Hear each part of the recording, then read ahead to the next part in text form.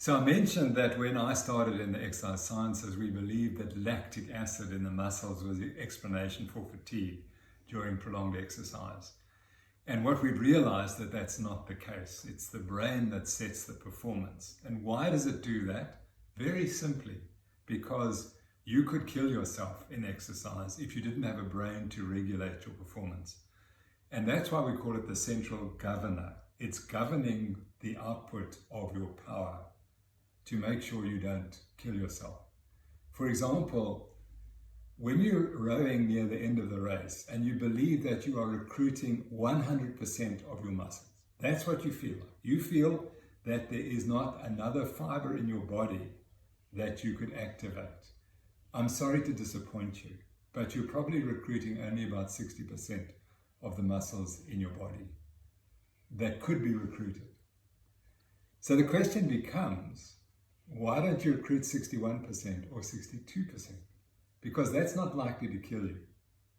Recruiting 100% will kill you because it'll overtax your heart and put your lungs into fluid overload and a couple of other things.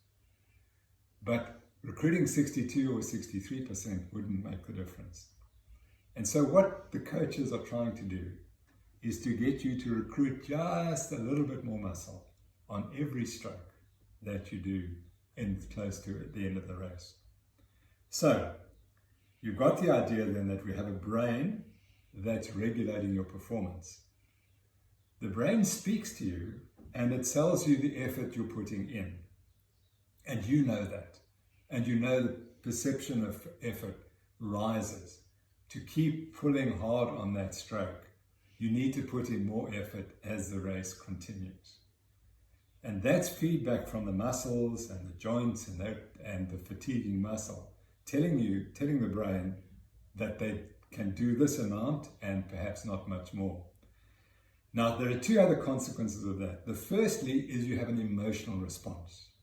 So as you go through the race, your emotion changes. At the start, you're excited and anxious, and then you go. And then if another crew passes you, you start to have doubts. And all of a sudden, what was once enjoyable now no longer becomes enjoyable.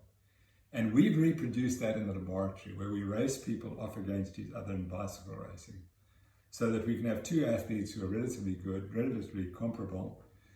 The instant the one cyclist goes ahead of the other, because we can show them where they are in the race, the instant the one guy goes ahead, the other guy starts to have doubts and his emotions change.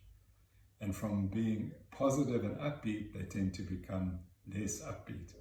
And that emotion leads to changes in their physiology as well. So we can see that the strain goes up and their emotions change and the brain function changes. And then the third thing that happens is you start to decide whether it's worth continuing or not. And that's the action crisis. So you make a conscious decision now. So we've said you've got this feelings of feedback of how hard you're rowing. Then you have the emotion, is it a good emotion or a bad emotion? And then you have the action crisis. And to win rowing races, you have to sort out all three. You have to keep your emotions positive, and you have to realize how important it is what you're doing. It has to be the most important thing in your life for those 6 minutes or 5 minutes that you're rowing. How we get it right is really difficult. And I thought I'd just give you one or two examples of how you can't predict the outcome in rowing races, because you can't predict how the crew meshes as a team. This is a famous book written by Daniel Topolsky, who I was fortunate to meet, and in fact he opened the Sports Science Institute in Cape Town. And it's the story of how the Oxford crew of this particular year, with 4 weeks to go, 5 oarsmen quit the crew for various reasons, and it's not important why that happened. But 5 American oarsmen quit the crew. So they were left with 3 guys from the first crew, and they had to import 5 other from the ISIS crew boat, the second crew at Oxford. And for 4 weeks, the boat didn't move at all. And then, close to the end of the chance that he had to change things, Topolsky put in the number 6, he put him up a stroke because this guy was so angry that the Americans had left because he'd wanted to row with them. And Topolsky realized that if I can motivate him through his anger, maybe we can achieve something. Immediately they moved him into the stroke seat, things started to move. And then on the day of the race, the weather was the worst it had been for many decades. And Topolsky realized that, and he built the boat, he put gunnels on the boat so that there was less water coming into the boat. In those days, they probably didn't have the pumps that you have today. He showed us when he opened the Sports Science Institute the start of the race. And the boat's of course in the middle of the Thames, and the Oxford boat was on the right. And the only way they realized they could get through the water was to go immediately to the bank. So Oxford went straight to the bank, and where the water was calmer.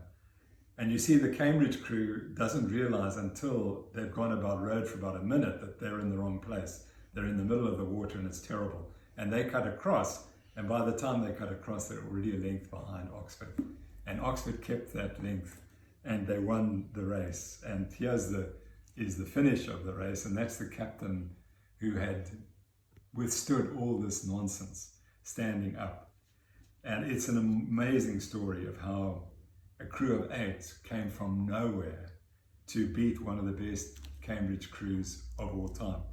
And they won because they were so angry that they had been deserted by the Americans.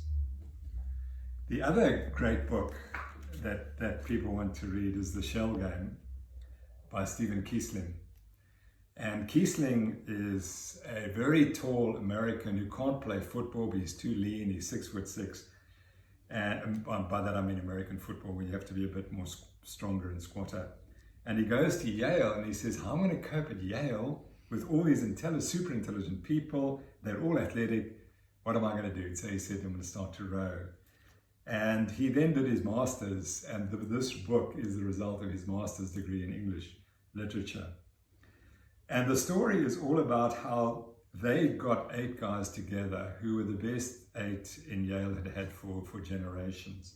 And all of a sudden they were beating Harvard, which just doesn't happen.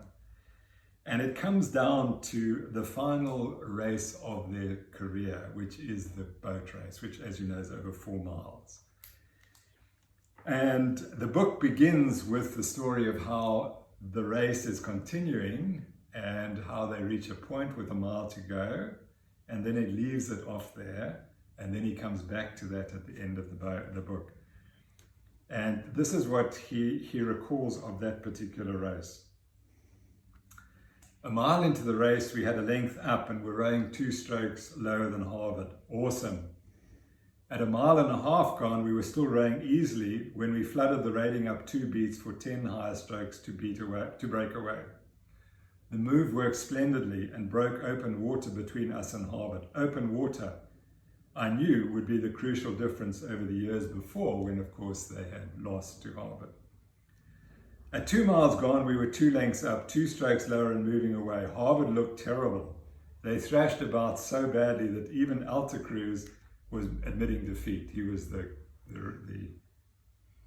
stroke for Harvard. Then they started moving back. Although at 3 miles gone, we were still led by almost 2 lengths. And then the question is, he asked his friend, because he's discussing it with him, John, do you know what happened? Not really, he said vacantly. I did not know either, and during our months together in Europe, we avoided the subject. So obviously the result wasn't great. And then he continues. Somehow Harvard either sped up in the last 3/4 of a mile or we slowed down. They went through us pretty quickly, and it seemed that we could do nothing to stop them, as if we had no strength left. There were 2 Olympians in our boat, and 2 more who just missed the team, but still we were beaten. And then he gets to the crux. If the whole boat had been Olympians, then skill and our own total concern with ourselves would have kept the boat together in the last mile. If we had no Olympians in the boat, our 8 could have risen beyond its parts to hang together in the last mile, just as the junior varsity had done. But we were a mixed boat, and never really a crew. 9 individuals panicked. When Tony, their coach, had warned me that it would be difficult to row for both Yale and the national team, I thought he'd been worried about the logistical problems of competing with two different teams. Unfortunately, the real problems did not become overwhelming until the final test. So they were never a crew, and that's why they lost, despite the fact that they had 4 Olympic oarsmen. And that's the beauty of rowing, is that you can do all this work, but ultimately it's how the crew bonds as a team that makes the difference. And that's what determines whether you're ultimately successful or not successful. And what I can assure you is that you will remember for all your life the 7 other guys in the boat that you rowed with. And you will share moments that you can't achieve in any other sport. And that's what makes rowing such a fabulous activity.